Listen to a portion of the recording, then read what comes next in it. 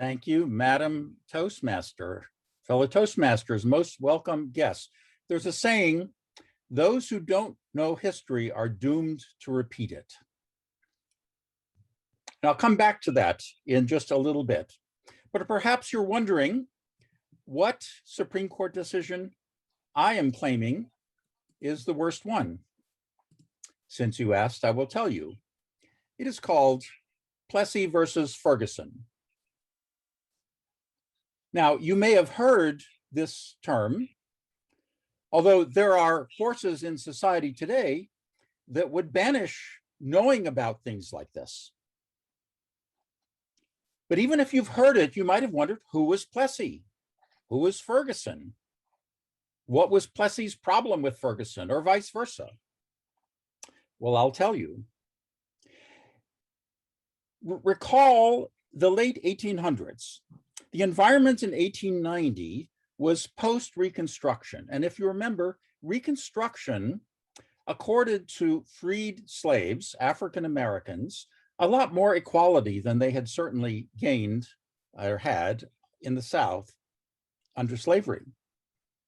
But by the late 1800s, post-Reconstruction led to Jim Crow laws that systematically relegated African Americans to second-class citizens. Now, one example of that was a law passed in 1890 by Louisiana that required railroads to segregate cars by race. And that led to the question of who is Plessy. Now, in New Orleans, in response to this law, African Americans, Creoles, and sympathetic whites formed a Comité des Citoyens, apologies for the French mangling, which meant a committee of citizens to fight such laws. And they had an exquisite plan. Their plan was for a person of color to deliberately sit in a white railroad car to challenge this law. Now, who was it that did this? They planned for over a year. Now, you may recall somebody, Rosa Parks, that you read about, and Rosa Parks followed basically the same strategy. Now, the person that they decided to do this was Homer Adolph Plessy, who you can see right here. He certainly looks African American, doesn't he? Hardly. Well, he was 1/8 African American and therefore by law deemed to be Black. So on June 7th, 1892, he bought a first-class railroad ticket and sat in a whites-only car. Now, part of the strategy of the Committee of Citizens was to deliberately have him arrested.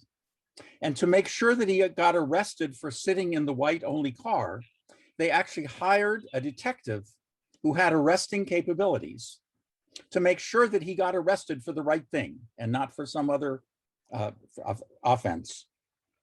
So he was duly arrested and charged. And the case brought was Plessy versus the state of Louisiana. Wait a minute. What happened to Ferguson? Who was Ferguson? John Howard Ferguson was the judge who presided over the case. Now, what's interesting about Ferguson is that he ultimately decided against Plessy in favor of the state of Louisiana. And so you might think, okay, he was a terrible person, but it's a little more complicated than that, because 2 years prior, he had actually decided a case of the same nature for railroad cars that traveled between states.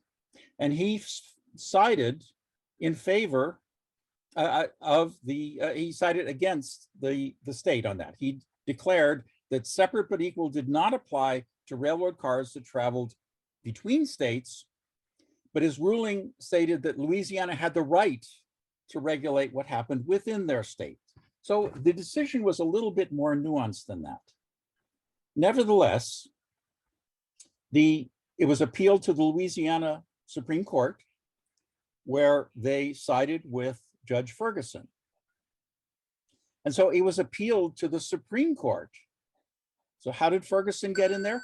In the appeal to the Supreme Court, they named Ferguson as the defendant. And that is why the case is known as Plessy v. Ferguson. Now, when it reached the Supreme Court, the ruling was 7-1 in favor of Ferguson against Plessy. And why did I say that this is the worst Supreme Court decision? Because it enshrined in law the principle of separate but equal. And the principle of separate but equal is a lie, because separate is not equal. But for over 60 years, this basically locked in all the Jim Crow laws that claim separate but equal and practice differently. Plessy versus Ferguson has never been overturned. It is still the law of the land. It was made somewhat moot by the Civil Rights Act of 1964, and to a certain extent by the Voting Rights Act of 1965, which has been since undone considerably and continues to be undone. But that's another speech. So Plessy versus Ferguson was the worst decision, in my opinion, because it enshrined decades of Jim Crow laws which oppressed African Americans and people of color in this country for generations, the results of which are reverberating to this day. It is said that those who don't know history are doomed to repeat it. But the corollary is those that do know history are doomed to watch helplessly as others repeat it. Madam Toastmaster.